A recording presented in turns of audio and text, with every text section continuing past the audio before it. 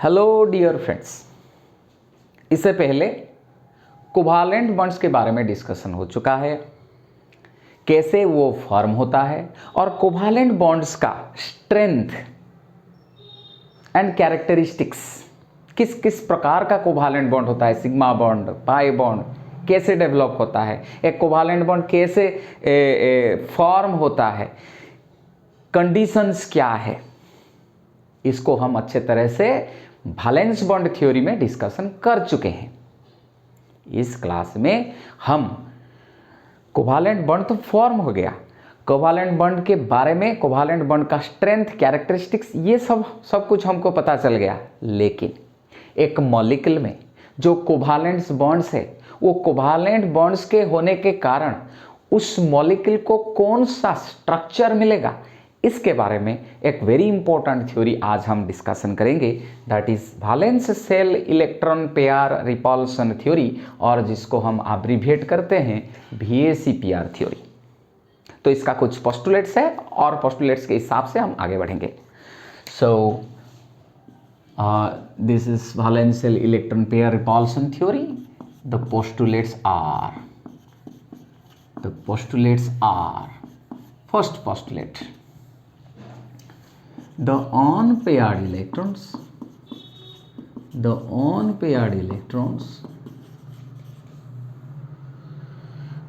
of the central atom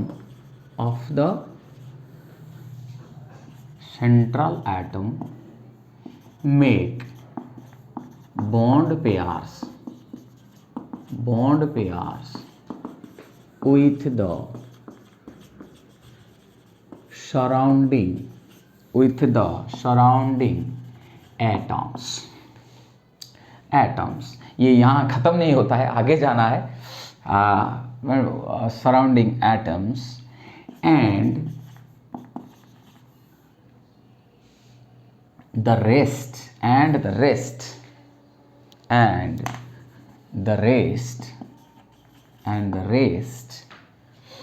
remain as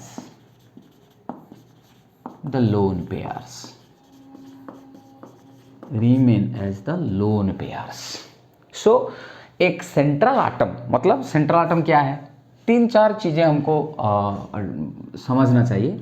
एक है central atom, एक है बॉन्ड पेयर्स, फिर एक है लोन पेयर्स। ठीक है ना। जैसे कि मैं डिस्कशन करने से पहले मैं बोल दे रहा हूँ, अगर मैं अमोनिया के बात बोलूँ तो ये अमोनिया के चारों ओर, ये अमोनिया को कैसे मैं लिखूंगा, नाइट्रोजन हाइड्रोजन हाइड्रोजन हाइड्रोजन ऐसे रहेंगे। इसका स्ट्रक्चर अब हम डिस्कशन नहीं करते हैं। नाइट्रोजन का एटॉमिक नंबर है 7, तो ये है 1s2 2s2 2px1 2py1 and 2pz1। कितना अनपेयर्ड इलेक्ट्रॉन है, ये सब अनपेयर्ड इलेक्ट्रॉन है। तो ये तीन अनपेयर्ड इलेक्ट्रॉन तीन बॉन्ड करते हैं, ये सब हो गए बॉन्ड पेयर्स, अनपेयर्ड इलेक्ट्रॉन्स। ये तीनों अनपेयर्ड इलेक्ट्रॉन बॉन्ड पेयर्स बनाते हैं।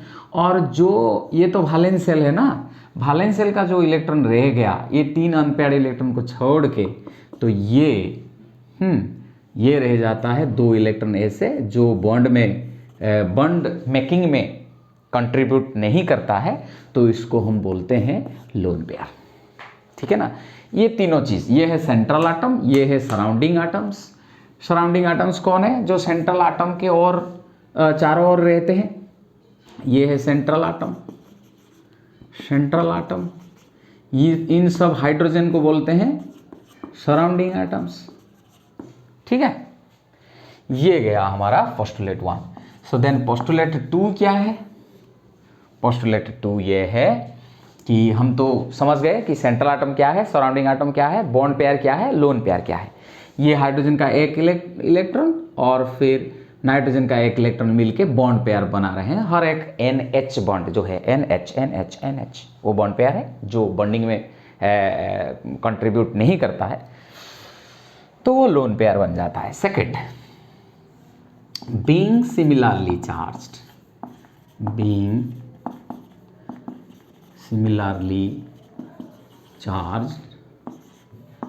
bond pairs and bond pair को बीपी एंड लोन पेयर्स को लोन एलपी करके लिखेंगे।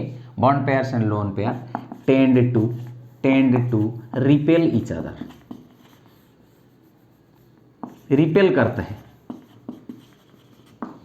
बॉन्ड पेयर भी वही इलेक्ट्रॉन से फॉर्म होता है, लोन पेयर भी इलेक्ट्रॉन से फॉर्म होता है, दोनों का सिमिलर चार्ज है, वो अपने आप में रिपल्सन रखते हैं। Third point, to minimise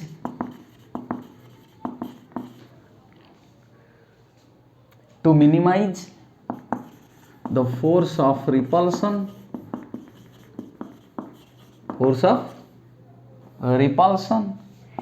among bond pair and lone pair, they tend to remain मतलब क्या, वो सोचते हैं करने के लिए, वो उनका धर्म है। tend to remain at maximum distance, at maximum distance, जितना डिस्टेंस हो सके।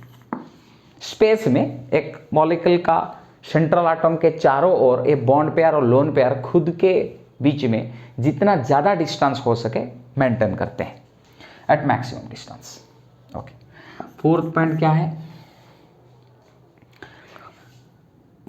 द फोर्स ऑफ रिपल्सन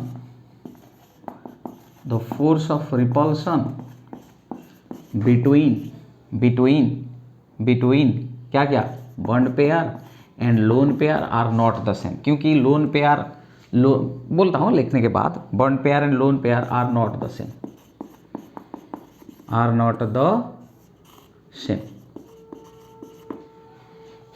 क्यों ऐसा होता है? क्योंकि लोन पेयर बस एक ही एटम, मतलब ये जो लोन पेयर है खाली नाइट्रोजन अंडर में है, एक ही एटम का इन्फ्लुएंस में है, क्योंकि ये दोनों इलेक्ट्रॉन नाइट्रोजन का ही है, तो वो दोनों इलेक्ट्रॉन नाइट्रोजन का न्यूक्लियस के द्वारा ही अट्रैक्टेड है। लेकिन जो बॉन्ड पेयर है ये दोनों एटम के बीच में है, इसलिए वो ज़्यादा कंट्रोल्ड है। तो ये जितना स्पेस लेगा मॉलिक्यूल में, एक बॉन्ड पेयर उतना स्पेस नहीं लेगा। तो इसलिए एक बॉन्ड पेयर और लोन पेयर के बीच में bond pair lone pair and lone pair के बीच में इक्विवेलेंट रिपल्सन नहीं होता।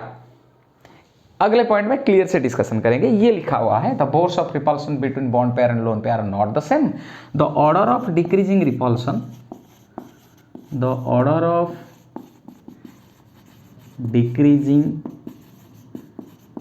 रिपल्सन इज, क्या होता है, सबसे ज़्यादा क्या है, जो ज़्यादा स्पेस लेता है उनके बीच में ज़्यादा रिपल्सन होगा, इसलिए लोन पेयर के ज़्यादा होता है, फिर लोन पेयर बॉन्ड पेयर, और सबसे कम जो होता है बॉन्ड पेयर रिपल्सन। ठीक है, I want to see whether that is, या okay, the order of decreasing repulsion is, ये था फर्स्ट थिंग कि valence shell electron pair repulsion theory में। हाँ, और एक वेरी इंपॉर्टेंट पोस्टुलेट है, लेकिन I want to find place, yes there is place. Fifth point is that if a molecule contains only bond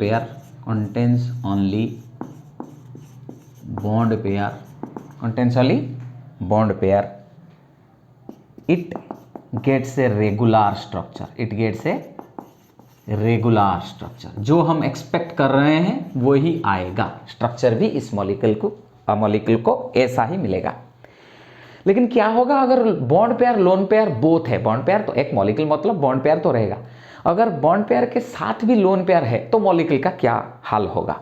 तो ये रहेगा sixth postulate, but I don't think that this will be visible to you. I have to adjust the camera.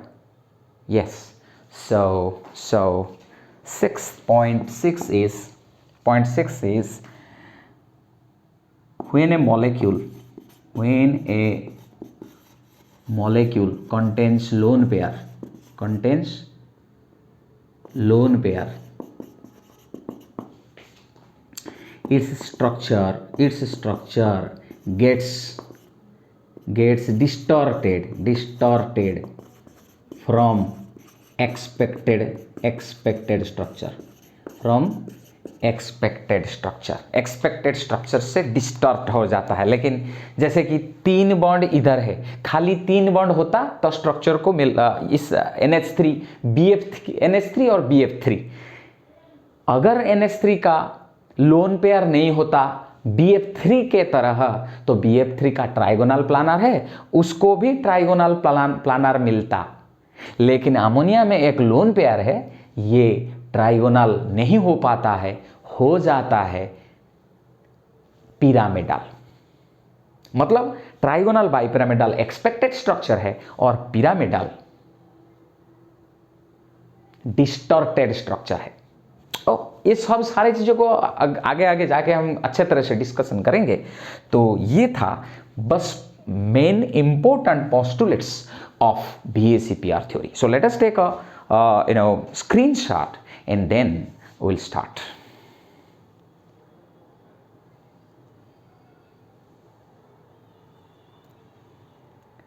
Okay, so then we'll now erase and proceed. Valential electron pair repulsion theory can be add just little bit like this. No. Okay, now we'll proceed.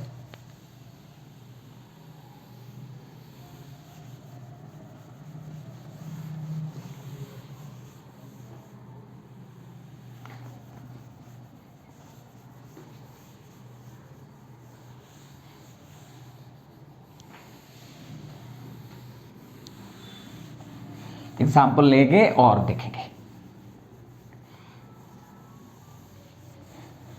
एक table रखेंगे, table में पहले discussion करेंगे जिसमें कोई lone pair नहीं रहेगा, regular structure के बारे में डिस्कशन करेंगे। फिर जब आएगा लोन पेयर तो क्या होता है, तो पहले रेगुलर स्ट्रक्चर के बारे में डिस्कशन करेंगे।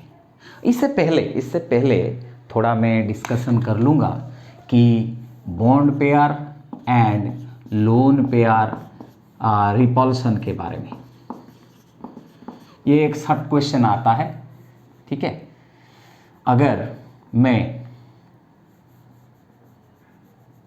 वही नाइट्रोजन के बात बोल रहा हूं, ठीक है, ये बॉन्ड जो है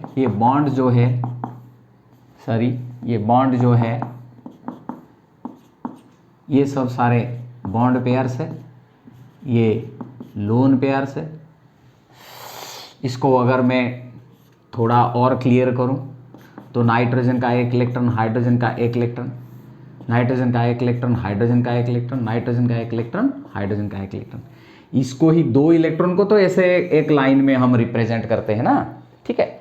तो ये जो दोनों इलेक्ट्रॉन 2 न्यूक्लियस के इन्फ्लुएंस में है। Bond pair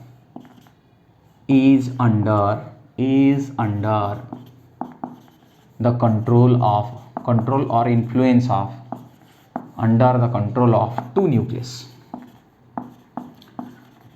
or 2 atoms। लेकिन lone pair is under the control of only 1 nucleus or atom, 1 atom or 1 nucleus, ठीक है। इसीलिए ये जो lone pair takes more space and flattened मतलब बहुत स्पेस लेना, takes more space and flattened, it takes less space, कम जगह में रहता है, लेकिन ये फ्लैटेन हो जाता है, ज़्यादा स्पेस में रहता है, ठीक है ना, ज़्यादा स्पेस में रहता है। अगर दिखाऊं 2 इलेक्ट्रॉन ऐसे रहेंगे खुद के बीच में, तो ये बन गया lone pair, takes more space, ठीक है। और ये जो बन गया take less space, less space. ये कम स्पेस लेता है, ज़्यादा स्पेस लेता है। अगर दो लोन पेयर के बाद हम बोलेंगे वो ज़्यादा स्पेस वाले अपने खुद के ओर आ जाएंगे, और अगर दो मोटे लोगों को एक सीट में बिठाएंगे तो जो हाल होगा वही है लोन पेयर और लोन पेयर के बीच में जो प्रॉब्लम है। तो लोन पेयर ज़्यादा स्पेस लेता है और एक लोन पेयर ज़्यादा स्पेस लेगा, तो उनके बीच में ज़्यादा रिपल्सन होगा। इसीलिए दिस इज वाई, ये दोनों का कारण, दिस इज मतलब this two causes. Okay, point 1, point 2, this is why the decreasing order of repulsion decreasing order of repulsion is, पहले तो रहेगा लोन पेयर के बीच में ज़्यादा, सबसे ज़्यादा repulsion, then lone pair bond pair के बीच में, देन सबसे छोटा रिपल्सन होता है bond pair and bond pair के बीच में। ठीक है, लोन पेयर के बीच में, लोन पेयर बॉन्ड पेयर के बीच में, बॉन्ड पेयर के बीच में। ठीक है, ओके। अभी हम क्या करेंगे, एक स्क्रीनशॉट लेंगे और फिर आगे बढ़ेंगे।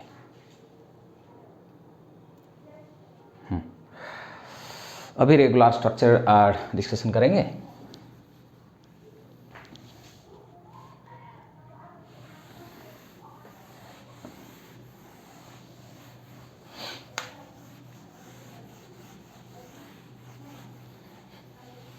ठीक है, ओके। अभी चलेंगे नेक्स्ट, रेगुलर स्ट्रक्चर। कब रेगुलर स्ट्रक्चर होता है, एक पोस्टुलेट में हम ऑलरेडी लिख चुके हैं, no lone pair presents, no lone pairs present.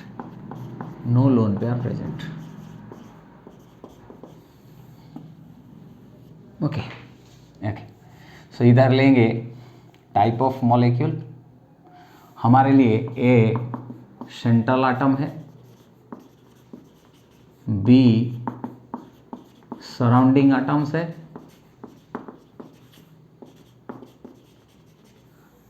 L lone pair है।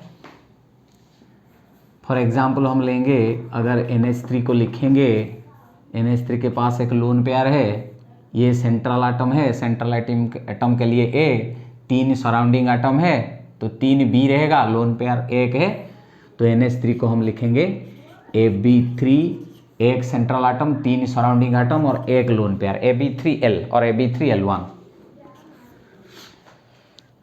लेकिन लोन पेयर नहीं है जब रेगुलर स्ट्रक्चर के बाद हम बोल रहे हैं, तो हमारे लिए नो लोन पेयर है। तो इधर लिखेंगे टाइप ऑफ मॉलिक्यूल,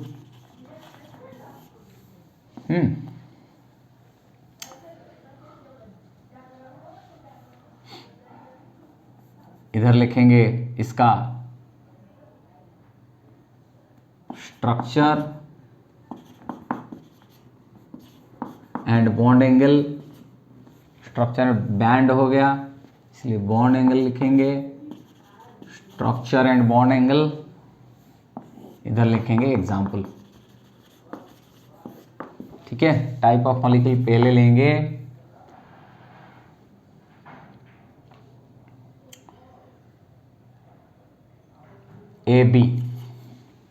ABL0, मतलब लोन पेयर नहीं है, एक सेंट्रल एटम है, एक ही बॉन्ड पेयर है। तो ये क्या होगा, ए और बीच के अंदर बॉन्ड एंगल कितना होगा, 180 डिग्री।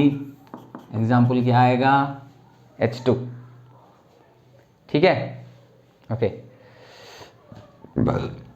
देन AB2L0, ये क्या आएगा रे, ये कैसे है रहेगा, A इधर एक B इधर एक B।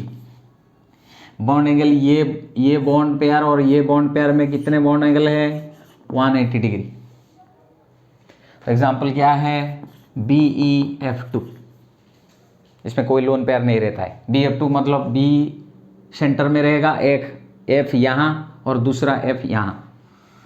देन आएगा Ab3L0। Ab3L मतलब क्या है, स्ट्रक्चर क्या, स्ट्रक्चर ये इसका स्ट्रक्चर क्या बोलेंगे, लीनियर। इसका स्ट्रक्चर भी क्या है, लीनियर। सो Ab2 जनरली Ab2 से स्टार्ट होता है हमारा स्ट्रक्चर डिटरमिन करना। फिर आता है Ab3 कैसे रहेगा रे, 1 2 3, इधर भी और लोन पेयर तो है ही नहीं। अब हम रेगुलर स्ट्रक्चर के बारे में डिस्कशन करते हैं, ठीक है, रेगुलर स्ट्रक्चर के बारे में डिस्कशन करते हैं। ये बॉन्ड एंगल कोई भी इधर भी हो कितना है, 160/3 120 डिग्री। एंड स्ट्रक्चर होता है क्या, ट्राइगोनल प्लानर, एक ही प्लेन में रहेगा, ए बी बी सब एक ही प्लेन में रहेगा, तो ये है ट्राइगोनल प्लानर। एग्जाम्पल क्या है, BF3, ठीक है।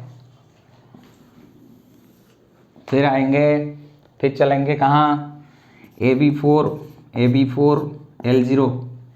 AB4 कैसे होता है, लेकिन AB4 इसका मतलब नहीं है कि 360/490, लेकिन इससे ज़्यादा भी अगर स्पेस में हम अरेंज कर देंगे 90 डिग्री से भी ज़्यादा हो सकता है बॉन्ड पेयर के बीच में बॉन्ड एंगल। तो इसीलिए ये कुछ इस तरह लेता है, एक इधर रहेगा एक बी और बॉन्ड एंगल रहता है 109.5 डिग्री, 109.5 डिग्री और 109 डिग्री 28 मिनट, इसको भी लिख सकते हैं 109 डिग्री 28 मिनट, ठीक है। कोई लोन पेयर नहीं है, इसको बोलते हैं टेट्राहेड्रल, इसको बोलते हैं टेट्राहेड्रल कैसा बनेगा रे, कैसा बनेगा टेट्राहेड्रल, ऐसे बनेगा टेट्राहेड्रल। क्यों इसको बोलते हैं टेट्राहेड्रल, ठीक तरह से समझना है। ये देखिए, ये जो 3 है पिरामिडल के तरह हैं, ऐसा 3 बॉन्ड, जो जब ये जो तीनों इस एंड, ये एंड जब जिधर जॉइन है तीनों का, 3 मार्कर का जो जिधर भी जॉइन हुआ है, इधर ही सेंट्रल आटम है और एक सराउंडिंग आटम, वैसे हमको दिखना पड़ेगा पूरा। अगर हम दिखाना चाहेंगे टेट्राहेड्रल तो ऐसे, इधर सेंट्रल आटम है, इधर एक B मतलब इधर A है, B, ऐसे AB4 हो गया, नो लोन पेयर नहीं है। क्यों टेट्राहेड्रल बोलते हैं, इसको ठीक तरह से समझना है। 4 आटम है इसलिए नहीं, 4 ट्राइगोनल प्लेन है, ट्राइंगुलर प्लेन है। इसका मतलब क्या है, इसका मतलब ये है, इधर से इधर जोड़ लो, एक इमेजिनरी लाइन ड्रॉ करो, इधर से जोड़ लो और अभी इधर से जोड़ लो, तो ये एक ट्राइंगुलर, ऐसे देखना है ठीक से, मेरा उंगलियां को भी दिखना है। अभी ये आता है एक ट्राइगोनल प्लेन, ट्राइंगुलर प्लेन, इधर से इधर जोड़ के, इधर से इधर जोड़ के, इधर से इधर जोड़ के एक ट्राइंगुलर प्लेन आता है। एक इधर से भी एक, इसको जोड़ लो और ये भी एक ट्राइंगुलर प्लेन होगा, और इसको भी जोड़ लो, ये भी एक ट्राइंगुलर प्लेन होगा, और इसको जोड़ लो नीचे वाला, ये भी एक ट्राइंगुलर प्लेन होगा। तो 4 ट्राइंगुलर प्लेन है, 1 2 3, ठीक है। फिर नीचे वाला 4 ट्राइंगुलर प्लेन है, इसलिए टेट्राहेड्रल, ठीक है। तो टेट्राहेड्रल हो गया, क्यों, 4 ट्राइंगुलर प्लेन और एक रेगुलर टेट्राहेड्रन जो है उसका सेंटर में सेंट्रल आटम है और उसका वर्टिसेस में B है। एग्जाम्पल क्या है, मीथेन, और भी सारे एग्जाम्पल है, इसको देखना। ये B4L0 तक गया, और 2 स्ट्रक्चर आएंगे, उसको कैसे लिखेंगे बाबा, स्पेस तो कम हो रहा है, अभी किधर एडजस्ट करेंगे, ठीक है। एक स्क्रीनशॉट ले लेंगे और फिर आगे जाएंगे।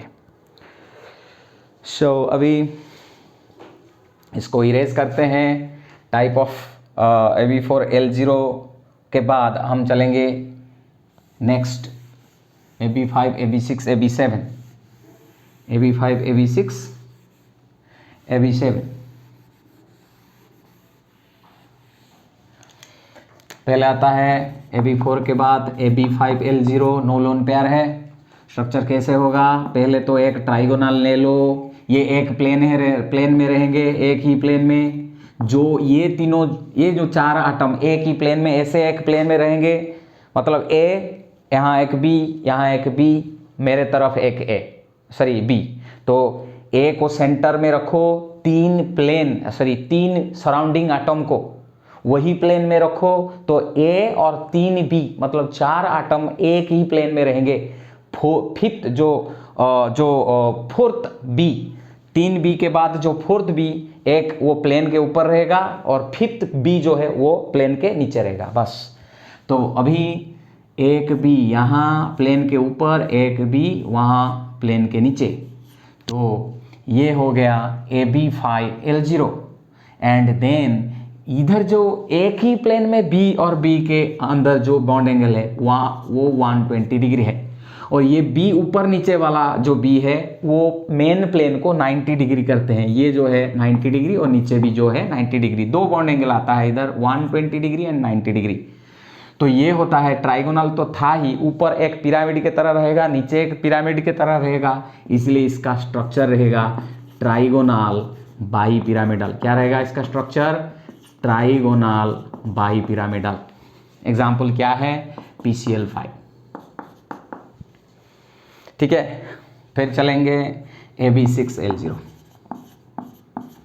AB6L0 में क्या होगा, पहले तो एक ही प्लेन में 5 एटम रह जाएंगे, सेंट्रल एटम को इंक्लूड करके। इधर अगर मैं सेंट्रल एटम A लिख रहा हूँ, एक ही प्लेन में इधर पहले रख लो B B B B, 4 B चले गए, और कितना बाकी है, 2, 4 चले गए, और कितना रह जाएंगे 6 से 2, तो इधर एक B ऊपर के तरफ, इधर एक B नीचे के ओर। ठीक है, ये बन गया AB6।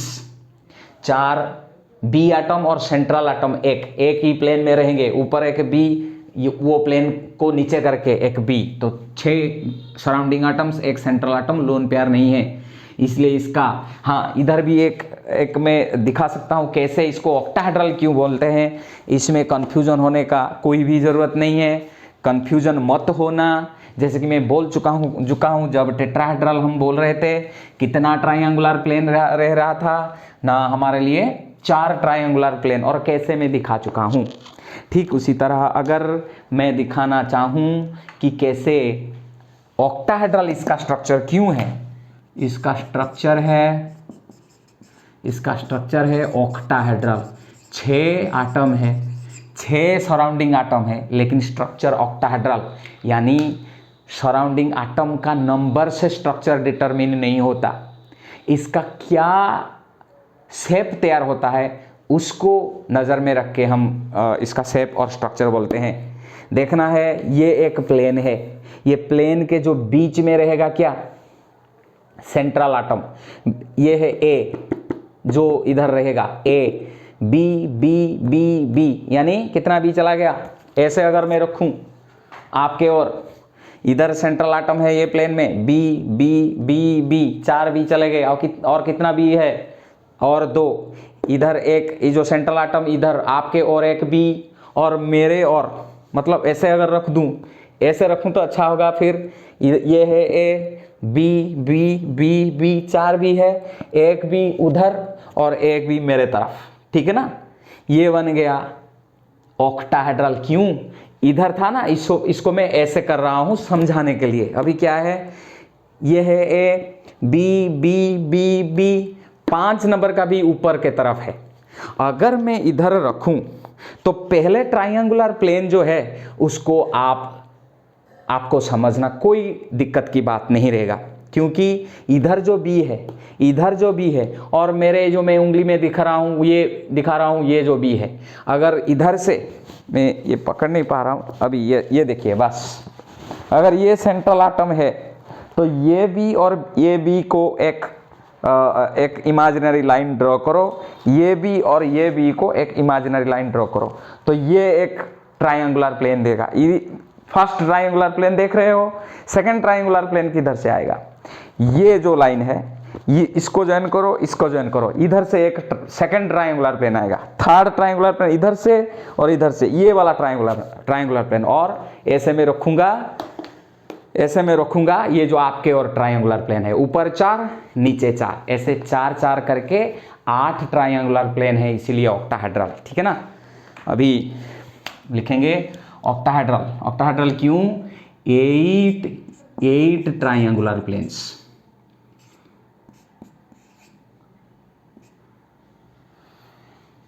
8 triangular planes. ठीक है। और इसका एग्जाम्पल क्या है? Sulphur hexafluoride. फिर आता है AB7L0। इसमें क्या है? जैसे कि जब AB5 था, AB5 को हम 3+2 करके लिखते हैं। ये जो 5 है 3+2, इधर जो 7 है इसको लिखेंगे 5+2। ये 5 है 3+2, 7 है 5+2, मतलब एक ही प्लेन में 5 सराउंडिंग आटम, ऊपर एक नीचे एक, 5 2 7 सराउंडिंग आटम। सो कैसे? जब ऐसे सेंट्रल आटम जिस प्लेन में था 3 सराउंडिंग आटम उस प्लेन में था, ठीक उसी तरह सेंट्रल आटम जिस प्लेन में रहेगा वही प्लेन में 5, वही प्लेन में 5 क्या रह जाएंगे रे? बी रह जाएंगे, B, 5 B, same plane same plane same plane. वही एक ही प्लेन में 5 बॉन्ड पेयर, मैक्सिमम डिस्टेंस उनमें जितना भी हो सकता है वो मेंटेन करके पहले सेंट्रल आटम के चारों ओर एक ही प्लेन में 5 बॉन्ड पेयर रह जाएंगे और 5 सराउंडिंग आटम रह जाएंगे। यानी बॉन्ड एंगल कितना आएगा? बॉन्ड एंगल आएगा 360/5, 72 डिग्री।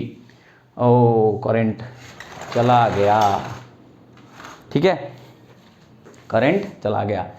सो ये बन गया 72 डिग्री, और ऊपर एक बी रहेगा, नीचे एक बी रहेगा, 7 हो गए ना। इधर एक बी और इधर एक बी।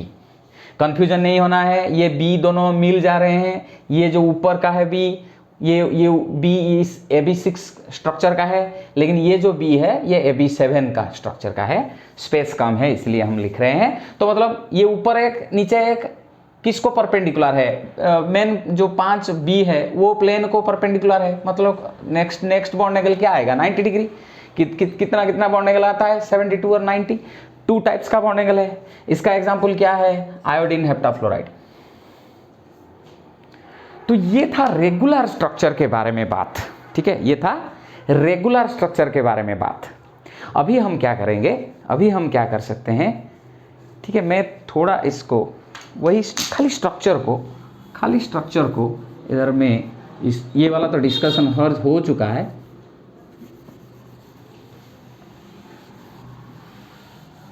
इसको मैं इधर करना चाहूँगा।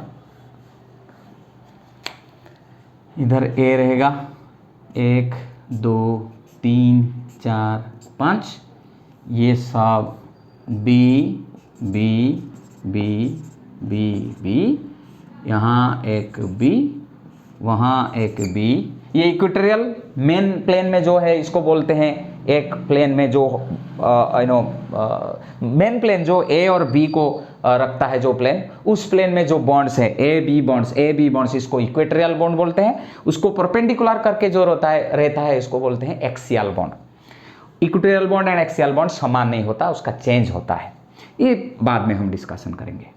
फिर खाली एक इंफॉर्मेशन के लिए मैं बोल दिया, ये जो पहले बॉन्ड एंगल में समझा चुका हूँ 72 डिग्री, और जो मेन प्लेन है उसको ये वाला बॉन्ड एंगल है 90 डिग्री। तो इसका स्ट्रक्चर क्या रहेगा रे? इसका स्ट्रक्चर है जैसे कि 3 2 था ट्राइगोनल बाइपिरामिडल, 5 2 है, इसलिए इसका स्ट्रक्चर रहेगा पेंटागोनल बाइपिरामिडल। क्या रहेगा रे? Pentagonal bipyramidal. 2 स्ट्रक्चर था इधर, लेकिन हर एक बॉन्ड सिमिलर ही है और हर एक बॉन्ड एंगल इधर है 90 डिग्री, इधर है 90 डिग्री, हर एक बॉन्ड एंगल 90 डिग्री है। बॉन्ड एंगल क्या है इधर? 90 डिग्री। ठीक है,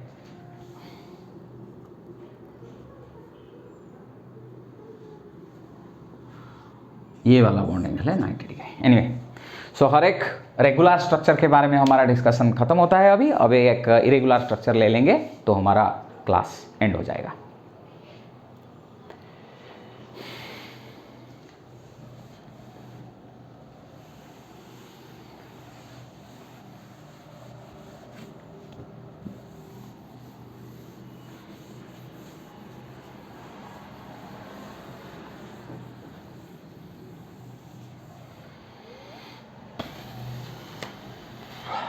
अभी हम इरेगुलर स्ट्रक्चर के बारे में डिस्कशन करेंगे।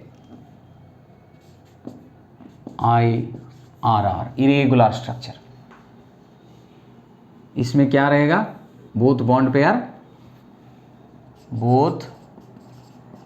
Pair and lone pair present रहेगा मॉलिक्यूल में। ठीक है, ये आ रहा है विजुअलिटी में? यस। सो अभी क्या करेंगे? Type of molecule,